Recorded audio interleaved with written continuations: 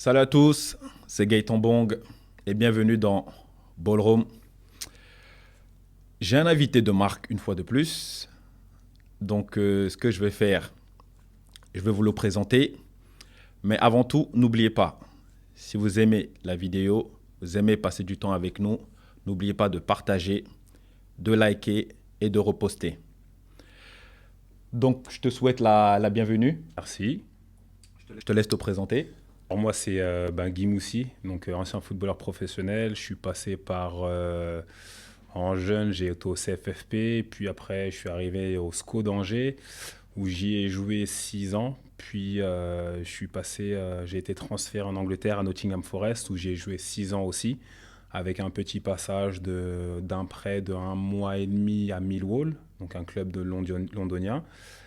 Puis après Nottingham Forest, je suis parti à Birmingham City, donc pour une petite période de temps, une demi-saison, avant de finir en Finlande à Helsinki. Et puis j'ai pris ma reconversion maintenant et je suis cofondateur d'un dispositif pour la rééducation que je propose à des sportifs de haut niveau, à des centres de rééducation, à des kinés.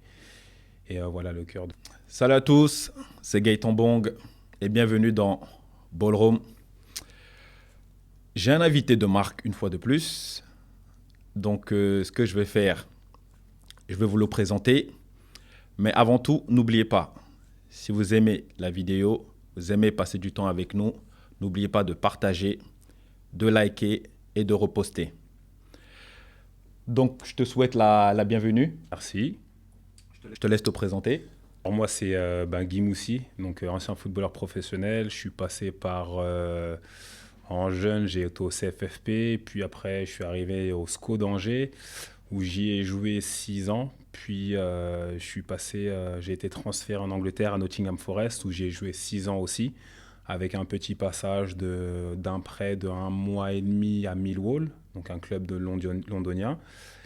Puis après Nottingham Forest, je suis parti à Birmingham City, donc pour une petite période de temps, une demi-saison, avant de finir en Finlande à Helsinki. Et puis j'ai pris ma reconversion maintenant et je suis cofondateur d'un dispositif pour la rééducation que je propose à des sportifs de haut niveau, à des centres de rééducation, à des kinés. Et voilà le cœur de mon activité aujourd'hui. Ok, ben bienvenue à toi. Bienvenue à toi, je te check toujours parce que chez nous c'est en léger, tu connais. Tu connais donc bienvenue dans Ballroom. Tu nous as expliqué un petit peu, mais on va faire un petit peu le parcours. Ouais. Parce que je pense que tu connais, mais pour t'éclairer un petit peu, Ballroom, c'est un podcast où on parle de foot, bien sûr, mais surtout on essaye d'éduquer les parents et les joueurs via nos parcours, via les expériences qu'on a, pour ne pas faire les mêmes erreurs qu'on a pu faire et pour apprendre et pour les passionnés aussi. C'est prendre plaisir à écouter nos conversations. Donc, tu nous as parlé de ton parcours en France. Donc tu as commencé où exactement? Alors j'ai commencé très jeune, j'ai joué dans un club qui au début qui s'appelle Villebon, puis dans le 91, puis de là je suis parti dans un centre de préformation qui s'appelle le CFFP, qui s'appelait Centre de formation de football de Paris, d'ailleurs je ne sais pas si ça existe encore, et de là finalement j'y ai joué 2 ans, et après j'ai réussi à trouver un club pro, le SCO d'Angers. Et donc c'est comme ça que j'ai commencé en jeune à partir au SCO d'Angers. Tu étais en France, Ouais. dans un petit club en région parisienne. Mhm. Et de là, comment tu en es arrivé à aller au SCO d'Angers? Est-ce qu'ils t'ont détecté? Est-ce que tu as fait des essais? Donc ça, c'est une bonne anecdote. Alors à l'époque, je me rappelle, lorsqu'on était au CFFP, en fait, on était beaucoup de jeunes de la région parisienne. En fait, on sait que Paris, c'est assez compliqué parce qu'il y a énormément de joueurs de qualité. Donc, c'est pas facile de finalement sortir son épingle du jeu. Et je me rappelle qu'à l'époque, je descendais à la librairie d'en bas de chez moi et j'étais parti acheter un France Football. Et tu vois, à la sortie du France Football, quand tu prenais les dernières pages, tu avais tous les clubs de Ligue 1, tous les clubs de Ligue 2, tous les clubs de National. Et donc, en fait, à l'époque, ce que j'avais fait, c'est que c'était un peu la hype, il faut avoir un agent, etc. c'était pas forcément la hype comme aujourd'hui, parce que tout le monde va avoir un agent aujourd'hui. Mais c'était un peu la dynamique où quand tu as un agent, ça faisait un peu stylé. Sauf que les agents ne couraient pas après les joueurs. Et donc pareil, on était parti avec une bande de potes, on est parti chercher un peu sur Internet et on a regardé la liste des agents agréés à la FIFA. Et donc on avait pris les téléphones et on les appelait. Oui, bonjour, Guy Moussa. Attends, t'es en train de me dire, attends. Donc, vous vous amusez à appeler les agents parce que tu voulais avoir un agent à ce moment-là. Mais c'est des agents que tu trouvais derrière le France Football. En fait, non. Ça, c'est encore une autre anecdote, je vais y venir. Donc d'abord, on cherchait les agents, parce que pour nous, en fait, agent, c'était assimilé à si tu as un agent, tu vas avoir un club. Donc au final, ce qu'on faisait, c'est qu'on était parti sur Internet, on avait regardé liste agréée des agents FIFA, et donc en fait, on a trouvé une liste complète, et en fait, on les appelait. Oui, bonjour, Guy Moussi, je joue au CFFP, et en fait, à l'époque, on était je sais plus, ça a tellement changé, mais 15 nationales, un truc comme ça. Donc, tu avais 15 ans. 15 ans. Et donc finalement, je disais, bah voilà, est-ce que vous êtes intéressé pour être mon agent? Donc la plupart, un peu choqués, mais après il y en a qui ont voulu faire des rendez-vous. Et donc ça a commencé comme ça pour les agents, mais après pour arriver au SCO d'Angers, ce qui s'est passé, c'est que en fait nous on voulait faire des détections partout. Et donc en fait je me rappelle, j'étais descendu en bas de chez moi dans une librairie, j'ai pris le France Football, à l'arrière des 2 dernières pages du France Football, tu avais toujours en fait les clubs qui étaient en Ligue 1 ou en Ligue 2 avec finalement le siège social, l'adresse postale, parce qu'à l'époque on n'avait pas forcément de mail, etc. Et donc finalement, ce que j'ai fait, c'est que je suis parti à la librairie, j'ai pris le France Football, j'ai pris, je crois que c'était 100 enveloppes et timbres, et je suis monté chez moi, et en fait j'avais un ordinateur, et en fait il fallait envoyer une lettre de motivation. Donc je faisais un CV, je tapais un CV, voilà, Guy Moussa, je joue ici, etc. Attends. T'es en train de me dire que tu savais faire des CV à 15 ans. Bon, on essayait, on se débrouillait, tu vois, tu t'essaies de... En fait, je savais pas forcément, je savais qu'il fallait mettre ton nom, ton prénom, où t'étais. En fait, t'envoyais une lettre. Lettre, en fait. Et donc, au final, je disais, voilà, et en fait, t'essayais de montrer en fait, où tu jouais, tu devais essayer de décrire plus ou moins tes qualités, et tu devais montrer une forme de motivation à vouloir réussir, tu vois. Et donc, de ce fait, j'ai envoyé une lettre à tous les clubs de Ligue 1, tous les clubs de Ligue 2, et je crois quelques clubs de national qui venaient juste de descendre parce que tu savais qu'à l'époque, ils avaient gardé le statut pro. Et ce qui est intéressant, parce que chez moi, j'ai encore les retours, c'est qu'en fait, tu recevais plein de lettres de refus. Non, on veut pas, non, on veut pas. Parce que pareillement, ils t'envoyaient une lettre, tu vois. Et en fait, le SCO m'avait dit, enfin, j'avais eu quelques réponses favorables, Grenoble, je crois à l'époque, Beauvais, il y avait quelques clubs où j'avais eu des détections, 3. Et je me rappelle que le SCO d'Angers m'avait dit non, on n'est pas intéressé. Et en fait, j'avais reçu la lettre chez moi parce que je recevais les trucs. Je dis comment ça, pas intéressé. Et donc j'ai attendu, j'ai pris 1 mois d'attente, et j'ai regardé le CV que j'avais fait et je l'ai trafiqué et je l'ai recommencé en l'améliorant, en disant peut-être en rajoutant en disant il y avait tel club qui m'avait appelé parce qu'il y avait des clubs qui m'avaient appelé pour un essai. J'ai essayé de faire en sorte que le CV soit un peu plus attrayant et j'ai renvoyé les lettres à tous les clubs qui m'avaient dit non. D'accord. Et moi, le SCO, ils m'ont répondu une autre lettre en disant bah voilà, on vous invite pour une détection. Et donc c'est comme ça que finalement je vais à la détection. Moi après j'avais eu un ami à moi qui joue, parce que j'ai fait 2 ans au CFFP, et j'ai un ami à moi qui avait signé déjà là-bas après la première année. Donc en fait ils lui ont un peu posé des questions. Il a dit bah voilà, ça a l'air d'être c'est un bon joueur. Donc quand je suis venu, peut-être qu'il y avait le fait aussi que j'avais un ami à moi qui était là. Mais la détection s'est super bien passée et c'est comme ça qu'en fait je signe au SCO d'Angers. Waouh. Ok. Donc ça veut dire à 15 ans, t'envoies des lettres. Mais à 15 ans, je n'envoyais pas de lettres à 15 ans. À 15 ans, bon, on a un parcours qui est différent, mais... Ah non, Mais est-ce que les agents, tu avais réussi à avoir des agents? Alors finalement, en termes d'agents, j'avais parlé à M. Da Fonseca, tu sais, qui fait BIN, etc. Oui. Donc j'ai échangé avec lui, tu vois, à l'époque. Mais bon, après, il nous a pas calculé, on était plusieurs. Mais oui, j'avais réussi à avoir un agent comme ça. Malheureusement, il n'était pas hyper compétent, parce que finalement, un mec qui vient, que tu vas solliciter comme ça, c'est pas non plus qui va te répondre. Tu as 15 ans à l'époque. Je pense que c'était quelqu'un qui avait eu sa licence, même si je le remercie, mais il avait eu sa licence comme ça. Et puis il s'est dit si j'ai des opportunités, il n'avait pas de joueur. Donc j'étais potentiellement son premier joueur. Et donc c'est intéressant de comprendre que c'est plus moi qui l'a lancé que lui qui m'a lancé. Mais de toute façon, il faut se dire la vérité. Après, j'en ai déjà discuté. Les agents, comme on dit, c'est le joueur qui fait l'agent. Exactement. Les agents qui sont dehors, qui disent que oh, je suis un super agent, j'ai des contacts avec. On sait très bien que ce n'est pas comme ça que ça fonctionne. Bien sûr, on peut avoir des contacts, mais même si on est le meilleur agent au monde, on amène un joueur qui n'a pas le niveau à un club, La fois d'après, quand l'agent il rappelle, le club il hésite à répondre. C'est tout à fait normal. Donc c'est le joueur qui fait l'agent, ça on le sait. Et maintenant derrière ça, donc tu as évolué à Angers pendant combien? Donc j'ai fait 2 ans avec l'équipe de jeunes. Puis après la deuxième année, j'ai commencé à m'entraîner avec l'équipe pro qui était en Ligue 2 à l'époque. Et donc après, donc là, j'ai fait la première année après avec l'équipe première en pro. Donc j'ai fait 2 ans avec les jeunes. Après, j'ai fait 4 ans avec l'équipe première. Donc une année en Ligue 2. Puis, grosse blessure, je me fais les croisés. On descend en plus de ça en national. Et donc, je reviens sur ma deuxième saison avec les pros, c'était en national. Donc, je reviens à la deuxième partie de saison, puisque je m'étais fait les croisés, on avait décelé ça plus ou moins en début de la saison, avant la reprise. Et donc, après, je fais la deuxième année de national, donc sur ma troisième année, où là, on fait la remontée en Ligue 2. Et de là, je fais ma quatrième année, je suis en fin de contrat, donc je fais cette quatrième année en Ligue 2, où je fais plus ou moins une saison complète. Et c'est de là que finalement, je suis transféré à Nottingham Forest, parce qu'effectivement, j'étais en fin de contrat. Mais bon, on sait comment ça se passe dans les clubs, un peu de pression, parce qu'on ne veut pas que tu partes gratuit.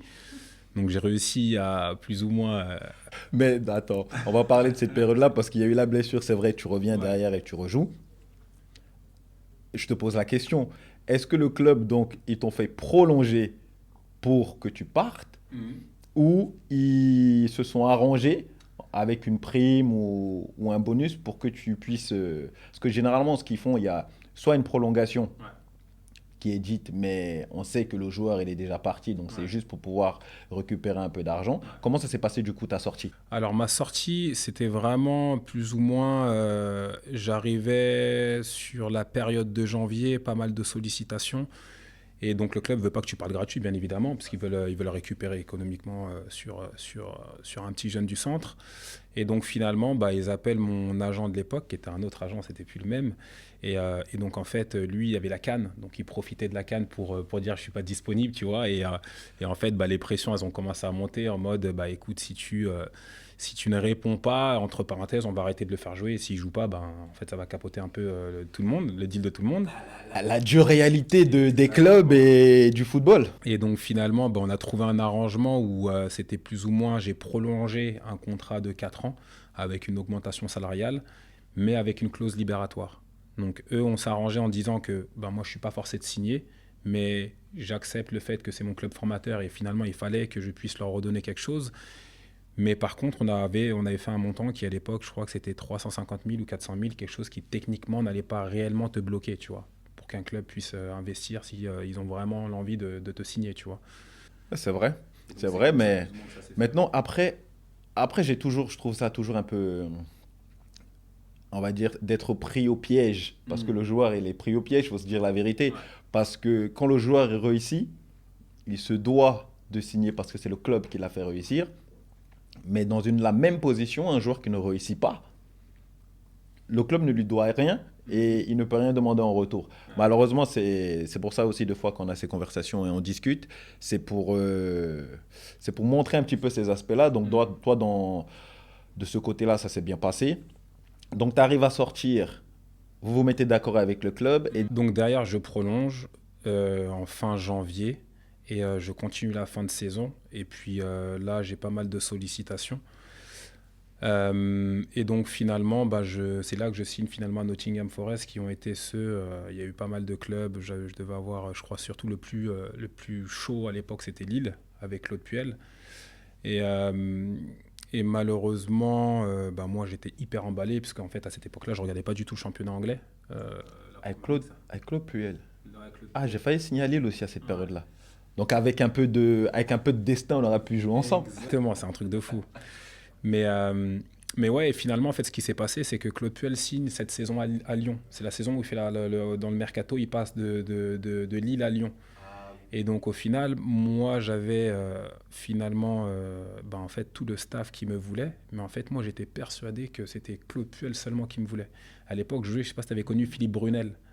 Oui. Qui avait été capitaine de Lille, qui avait joué aussi à Lens. En fait, il finissait sa carrière avec moi. Et donc, dans le vestiaire, même notre directeur sportif de l'époque, Olivier Piqueux, avait joué aussi à Lille. Et donc, en fait, Ils ont très bien parlé de... Ouais, Ils ont bien parlé de toi. Il Et... parlait, il m'a dit écoute, Lille, ça y est, c'est fait. L'année prochaine, t'es à Lille, cherche pas. Tout le monde te veut là-bas. Ils m'ont même parlé, j'ai bien parlé de toi. Donc, quoi qu'il arrive, l'année prochaine, tout le monde sait que t'es à Lille. Et donc, au final, il y a eu ce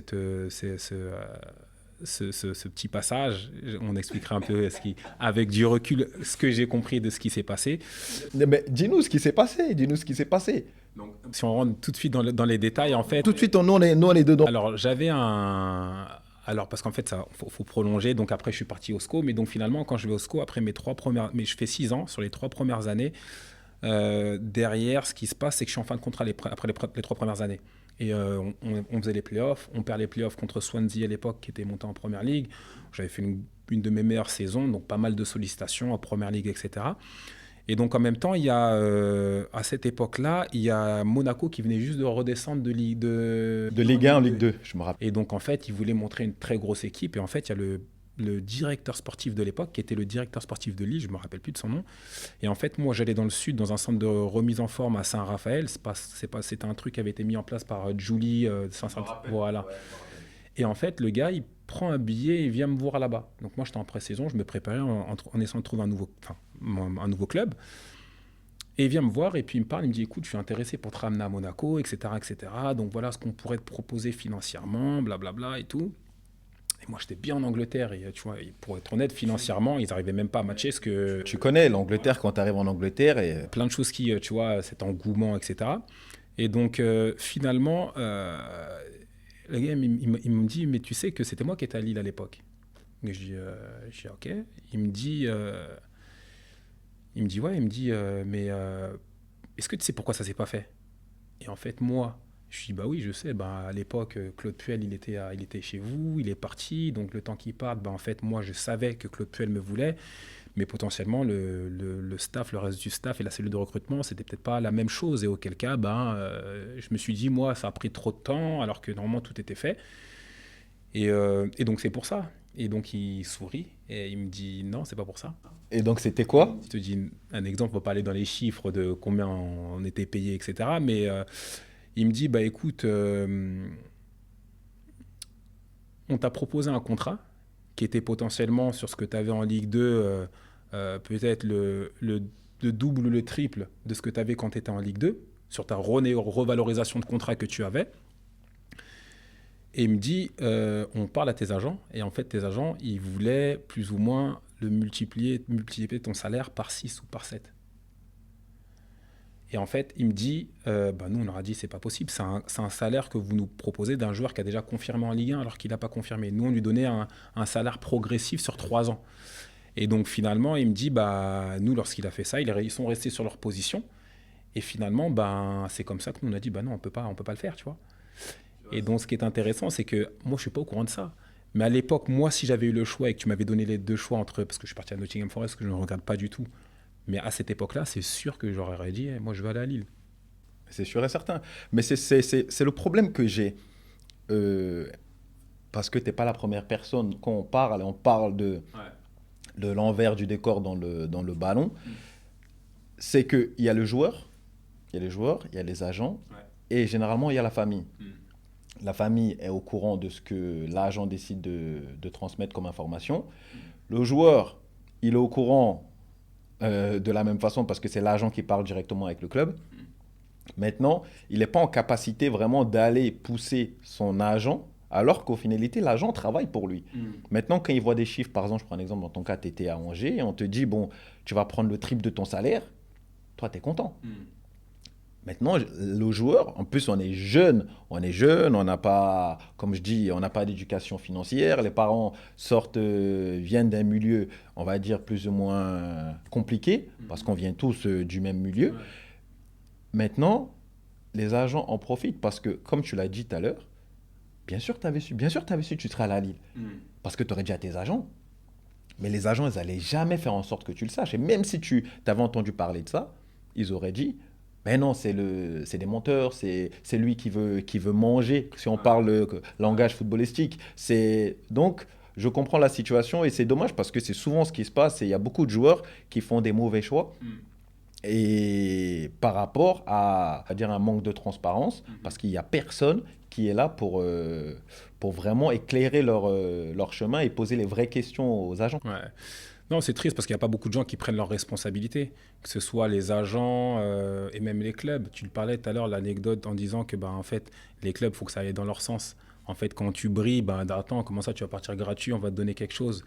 Si je reviens sur une anecdote au SCO d'Angers, après mes 2 années en pro, en fait, je me rappelle, je fais ma deuxième. En fait, il y a eu 2 années en jeune, 4 années en pro.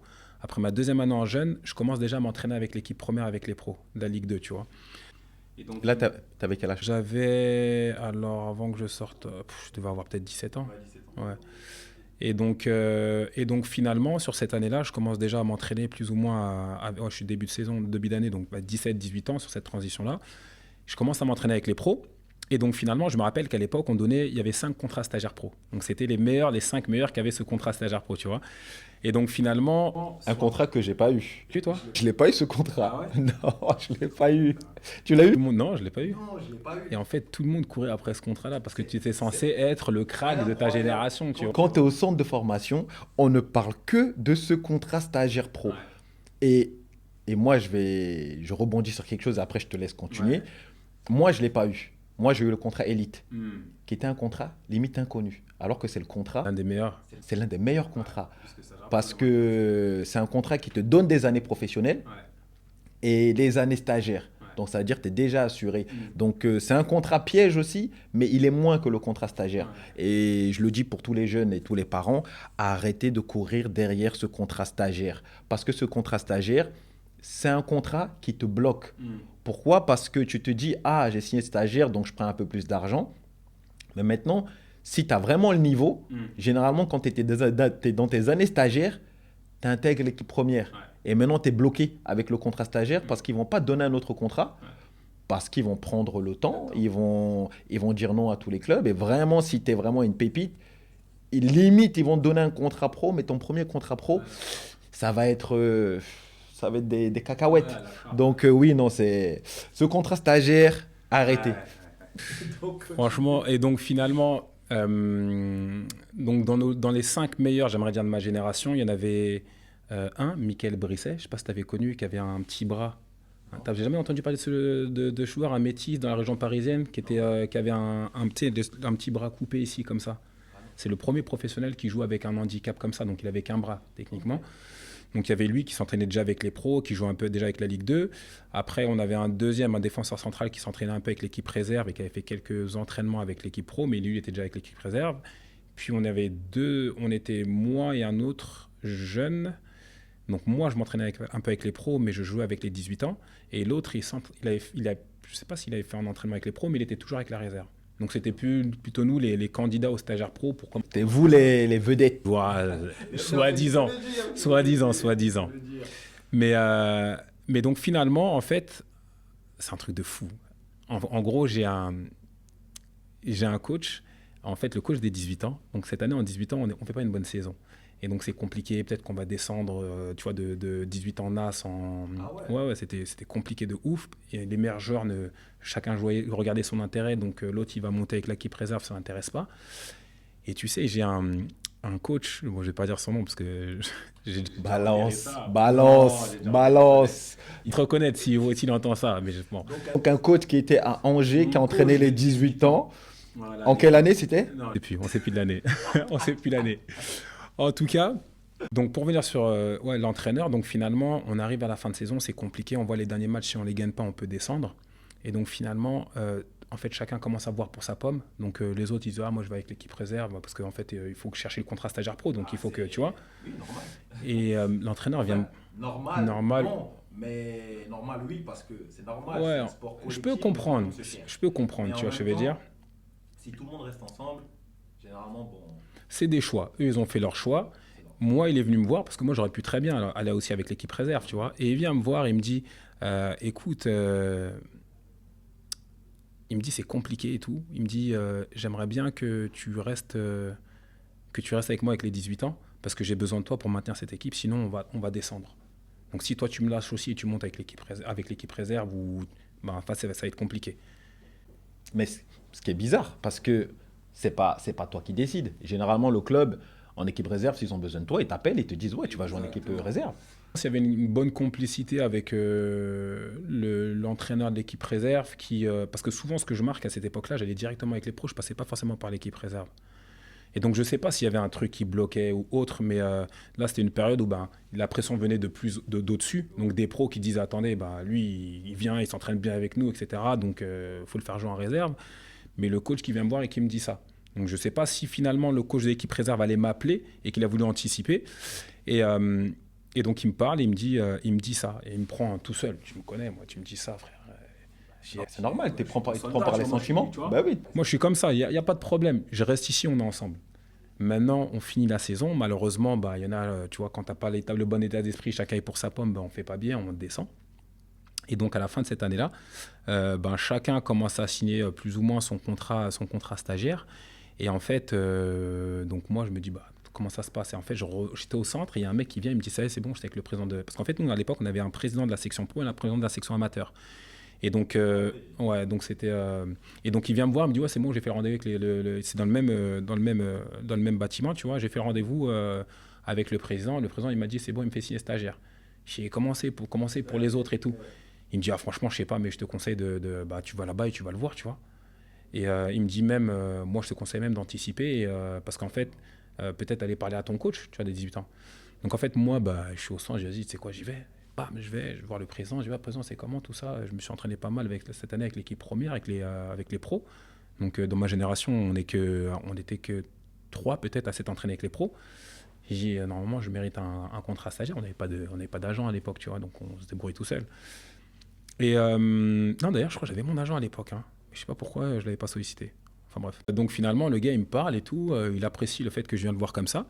Et il me dit, écoute, je vais en parler au coach de l'équipe réserve et au coach des 18 ans. Je vais voir ce qu'ils me disent de toi. Et finalement, sur la base de ça, on va voir. Je dis, OK. Et je rentre au centre. Attends. Ne me dis pas que le coach des 18 ans... Non, il peut pas me faire ça. J'ai eu peur. Donc je l'appelle. Okay. Donc en fait déjà je vais pas l'appeler parce que moi je suis pas comme ça. Et donc je parle à un de mes potes qui était revenu qui m'avait dit écoute moi ça va être bon, je vais signer. Et donc finalement il me dit écoute appelle le coach des 18 ans, anticipe avant que tu l'appelles, tu vois, tu as des trucs, dis-lui que écoute il y a le président de l'équipe première qui est le président des pros qui va t'appeler et qui puisse préparer un bon message pour toi. Et donc finalement moi j'aime pas ça, tu vois, j'ai l'impression d'aller béguer quelqu'un tu vois beg comme ils disent en anglais, tu vois. Et donc j'ai dit, tu sais quoi, je prends mon courage, je prends mon téléphone, je l'appelle. Je dis, ouais, bonjour coach. Il me dit, ah bonjour Guy, tout ça. Et je dis, ouais, écoutez, je vous appelle, là, je sors de la section pro. Je vous appelle parce que le président, il est en train de regarder par rapport au contrat stagiaire. Et en fait, je pense qu'il va vous appeler. Bam. Il commence à me bloquer, il me dit, mais Guy, écoute, c'est fini, chacun se débrouille, chacun pour soi. Là, c'est la fin de saison, ça a été une saison de merde. Je veux rien savoir de tout ça. Débrouillez-vous et débrouille-toi et bonne chance. Mais ça, c'est le coach de 18 ans. Mais c'est ce que je disais il y a 2 secondes. Je sais pas déjà. Tu veux casser le suspense comme ça? Mais parce que je me doutais. Il m'a fermé je me suis ouvert comme ça, il m'a fermé la porte comme ça, alors que c'est lui qui m'avait demandé de l'aide au début. Non, mais lui, attends. Lui, il m'a demandé de l'aide. Mais parce que lui, il voulait sauver sa peau. Voilà. Et toi, comme t'es jeune... J'aurais pu penser à ma gueule. J'aurais dit, vas-y, attends, non, moi, c'est pas mon problème. Moi, je vais avec l'équipe réserve parce que je veux signer mon contrat pro. Non, on veut faire les soldats. Non, tu vois, je veux dire. Et en fait, ça, je le regrette pas. En fait, ça, c'est lui qui prendra sa part, comme je disais. Tu vois, faut pas que je vais pas prôner le fait que j'ai fait ça. Ah, j'aurais pas dû faire ça. Non, ça, c'est moi, je suis comme ça. Si je devais le refaire, je l'aurais refait comme ça. Mais maintenant, c'est comme ça que lui, il a réagi. Il n'y a pas de problème. Donc, à la fin, maintenant, qu'est-ce qui se passe? C'est que moi, je suis comme un ouf. Et donc, j'attends 2 semaines. J'ai un rendez-vous. Et maintenant, les mecs, ils me disent, non, finalement, ils décident de pas te faire signer ce contrat stagiaire. Ah ouais. Oui, mais attends, moi je comprends, on est des soldats. Mais maintenant, et c'est ce que je disais tout à l'heure, quand on est jeune et qu'on n'a pas d'éducation, mais on n'a pas cette expérience, et on n'a personne avec une expérience pour justement, parce que même si tu avais eu un agent, l'agent, il t'aurait peut-être dit, bon, ok, bon, toi tu aurais dit, bon, j'ai envie de jouer avec eux, j'ai envie nanani. Et l'agent t'aurait dit, bon, si c'est ce que tu as envie, ok, parce que généralement l'agent, sauf quand c'est les contrats pro, il t'aurait laissé faire. Ouais. Mais l'entraîneur, il a pensé à lui, parce que forcément, s'il se maintenait, on n'allait peut-être pas le changer, mais en descendant, on risquait de le changer. Et toi, derrière, au lieu de jouer avec la réserve et derrière de pouvoir jouer, t'entraîner plus avec les pros, peut-être aspirer à rester dans le groupe pro, eh ben en fait, tu t'es éloigné tout seul. Comme tu dis maintenant, forcément, si on te redemande, on va dire, on n'est pas le genre de personnes qui regrettons nos choix, mais deux fois avec des choix différents, peut-être une plus grosse carrière, une meilleure carrière. Parce que si tu intègres le groupe pro plus tôt et tu joues plus tôt, parce qu'on connaît le football, il faut se dire la vérité, les jeunes d'aujourd'hui, pourquoi on dit c'est tous des phénomènes? Parce que le football d'aujourd'hui, il a évolué. Aujourd'hui, les clubs, ils ont compris. Avant, les clubs ne voulaient pas faire jouer un joueur trop jeune parce qu'ils voulaient le protéger, parce que justement, ils ne voulaient pas prendre de risques en se disant si le joueur se loupe, le club en pâtit. Mais aujourd'hui, le club, ils ont compris. Un joueur, il est moyen, on le fait jouer à 16 ans, et forcément, on va dire que c'est un phénomène. Pourquoi? Parce qu'on va lui donner des excuses. Mais prends le même joueur, avec les mêmes qualités, parce qu'un joueur qui ne va pas vite, n'ira jamais vite. Il faut se dire la vérité. Un joueur qui est frêle, il peut prendre un peu de muscle. On le voit en Angleterre. Un joueur qui a une intelligence, il la gardera tout le long de sa carrière. Il deviendra peut-être encore plus intelligent. Mais maintenant, il faut se dire, quand on est jeune, à 16 ans, en étant moyen, on est un super joueur, tu peux t'en sortir. Donc c'est pour ça que, bon, je comprends, mais je l'ai vu venir. C'est pour ça que je t'ai coupé tout à l'heure. J'ai dit, bon... Parce que je la sentais arriver. Franchement, pour moi, il me l'a fait à l'envers. Après, ce qui se passe, c'est donc je rentre chez moi et en fait, ils me disent, bah, écoute, tu reviens l'année prochaine, tu reprends avec l'équipe réserve. Bon, j'ai des anecdotes, je vais pas tout vous dire, on va rester ici 4 heures, mais donc je reviens avec l'équipe réserve. Ils m'avaient promis de me donner un contrat, pas un contrat, mais juste une convention, histoire que j'étais sur mon année de lycée, que je passe le bac, etc., etc. Et en fait, comme je suis parti un peu vénère en fin d'année, en fait, quand il me dit ça, bah, genre, t'as pas de son contrat extérieur, je suis vénère, mais il me dit ça, donc je pars. Et je reviens, donc l'été. On n'avait pas encore de coach sur l'équipe réserve, donc j'attendais qu'il y ait un nouveau coach. Et en fait, ce qui s'est passé, c'est que le coach qui me faisait m'entraîner avec l'équipe pro a récupéré la réserve, donc il faisait les pros et la réserve. Et donc au final, quand ça a été acté, je suis revenu. Et en fait, quand je reviens, donc je reviens peut-être aller une semaine après la reprise, parce que la première semaine, il n'y avait personne. Le club, ils me disent, bah non, quand tu es parti l'année dernière, on pensait que finalement, tu n'allais plus revenir. Donc même le contrat qu'on t'avait gardé, en fait, on n'a rien pour toi. Mais non. Donc je dis, mais attends, mais là, moi, je suis encore inscrit à l'école ici. On est en mois d'août. Mais non. Comment je fais, moi, pour passer ma dernière année? Comment je fais et tout, etc., etc. Et donc au final, et donc c'est une personne que j'apprécie beaucoup, parce que c'est cet entraîneur-là qui m'a relancé, qui m'avait déjà donné ma première chance, c'est Jean-Marc Nobilo. Et donc finalement, il me dit, écoute, il me voit, franchement, j'étais à la gare comme ça dans Angers, je me dis, vas-y, c'est bon, je sais que ma daronne et tout. Je dis, ah, c'est bon, moi, j'arrête le foot. Franchement, je la voyais, elle était dépitée, tu vois. Je dis, vas-y, trouve un club, on va trouver un lycée sur Paris, je vais travailler, c'est pas un problème, tu vois, je vais m'en sortir. Et donc, je pars comme ça avec ma mère. Et le truc de fou, c'est que quand je suis posé comme ça à la gare d'Angers, il y a ce coach-là, des 18 ans, qui passe pour venir chercher son fils à la gare. Il venait récupérer son fils. Et ma mère croise son regard. Et moi, je le vois. Et en fait, quand je le vois, je le calcule. Enfin, c'est comme si je le vois pas, tu vois. Et ma mère, elle n'est pas comme ça. Elle me dit, non, Guy, c'est pas comme ça. Faut pas garder ça dans ton cœur et tout ça, machin.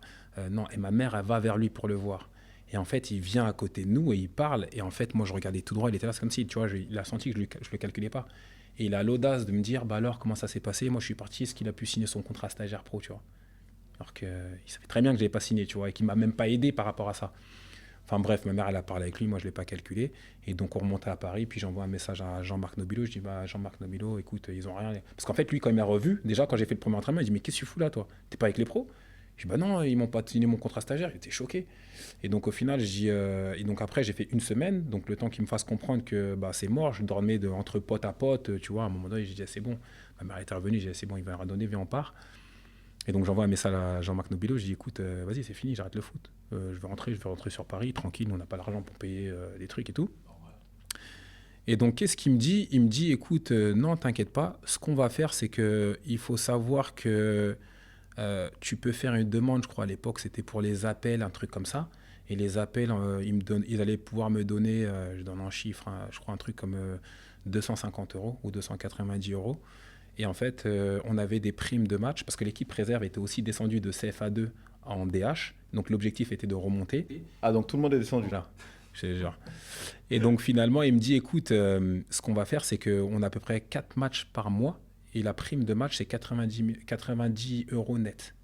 Donc en gros, tu peux t'en sortir avec un bon petit 360, tu vois, net, en plus que tu peux rajouter à finalement tu vois, les appels ou enfin les trucs, les aides. Et donc finalement, ça me faisait un peu moins de 500 euros. Donc en fait, je me suis débrouillé pour pour croire en ça. En fait, que j'ai pas le choix, il va falloir qu'on gagne des matchs. Parce que si on gagne pas des matchs et je gagne que moins de 300 euros, je peux pas prendre de chambre.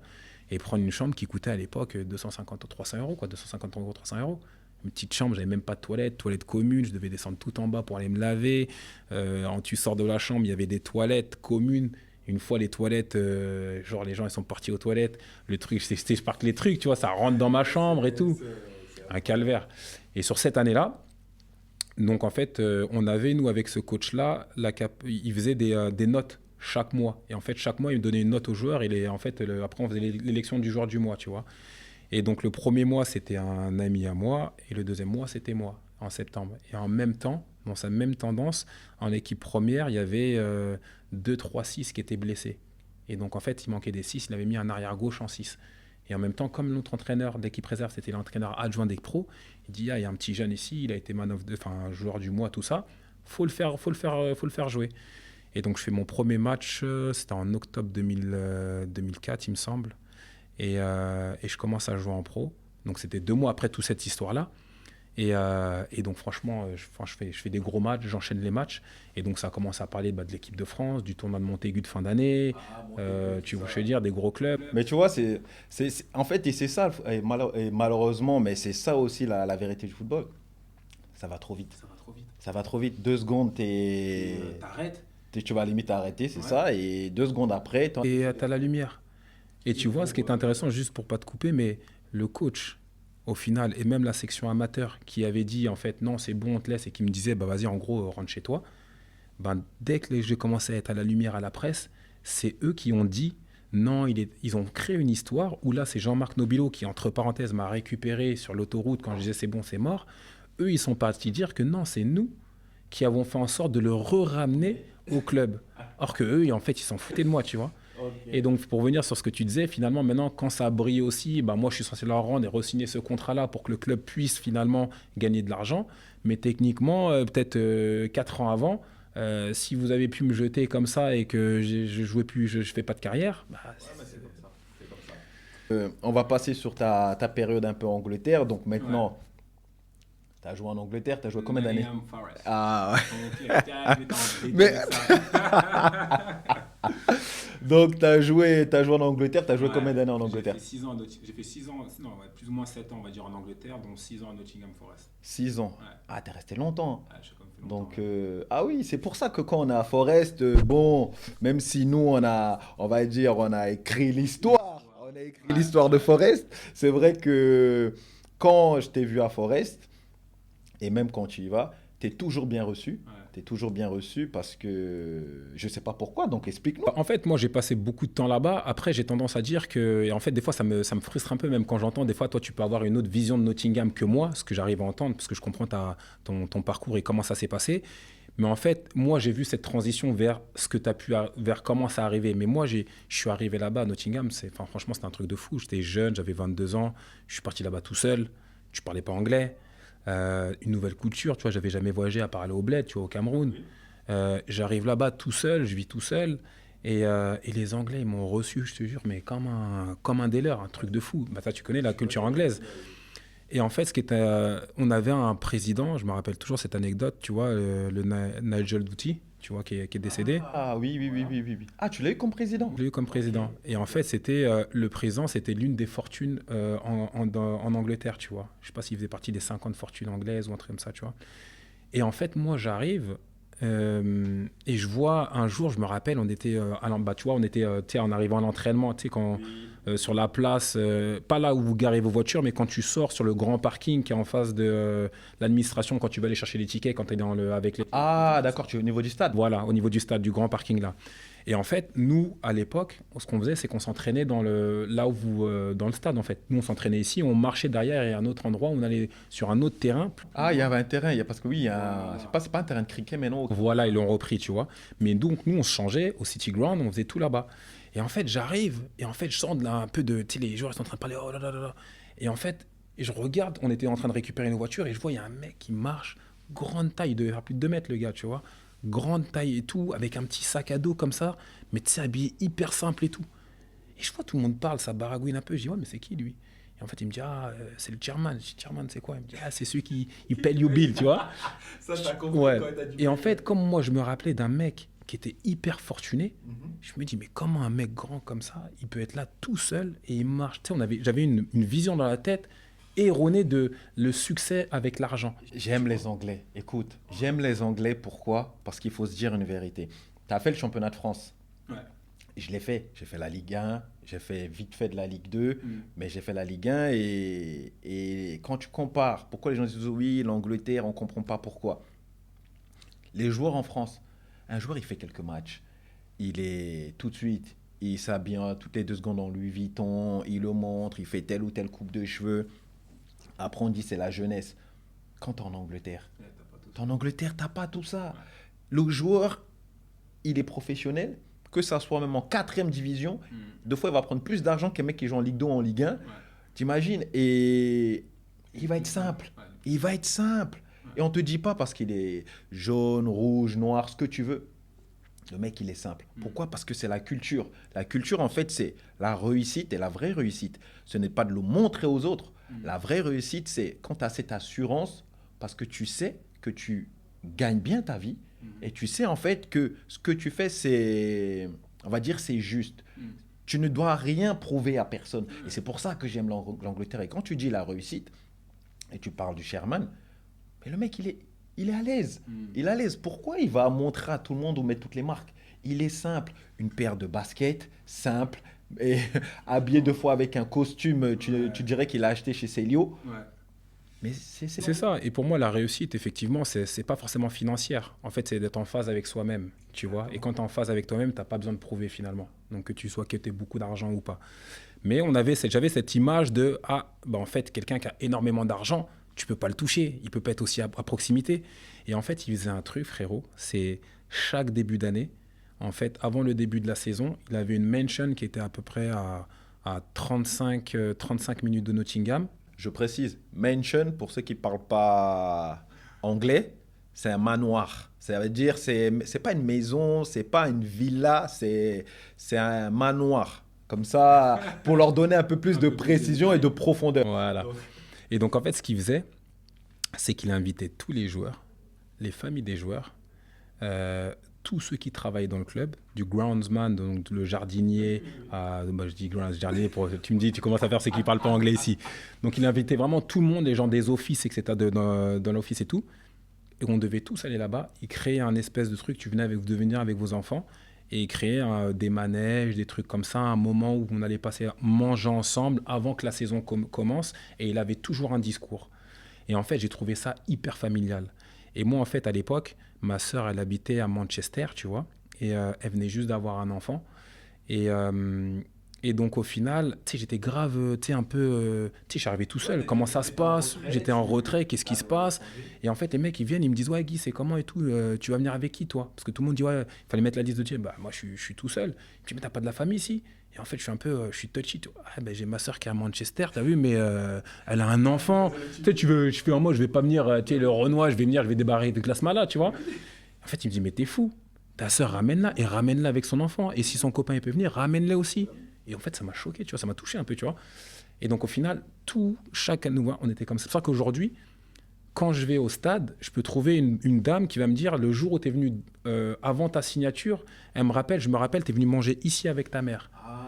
Et en fait, c'était un club familial où tout le monde se connaissait, on a passé des moments avec tout le monde, tu connais l'enfant de tel et tel, et c'est quelque chose que moi, qui me parle par rapport à ma personnalité. Et en fait, c'est ça qui a fait en sorte que quand je vais au club, souvent, j'ai pas besoin de ticket, par exemple.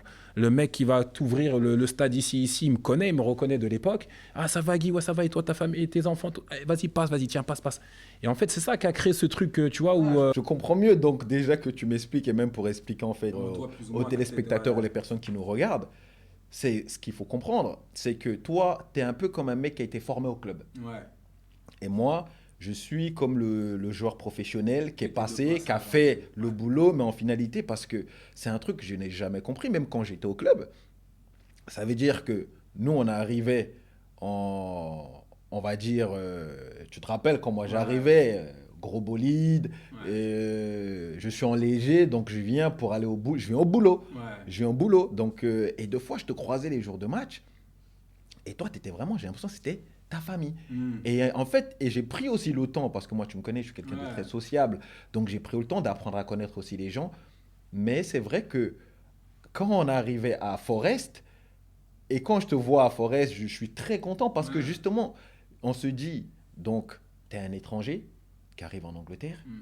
dans un club, comme toi t'as dit, il était familial, mais c'est un club historique. Mhm. Mais malgré ça, un club qui a connu des hauts et des bas, et ils t'ont vraiment adopté. Nous, comme je disais tout à l'heure en rigolant, j'ai dit on a écrit l'histoire parce qu'on a ramené le club là où En il Premier était. League, ouais. Mais en finalité, quand on voit, c'est pour ça qu'on voit que même, on va dire dans les périodes difficiles, peut-être dans les périodes difficiles, c'est là où en fait on crée les meilleurs liens. C'est-à-dire que Mhm. toi, tu as été un pionnier, Ouais. on va dire. Ouais, ouais. Nous, on a été justement, on est Pour arrivé finaliser pour un peu. finaliser. Ouais. Donc, tu as ouvert une porte et nous, on Ouais. l'a fermée.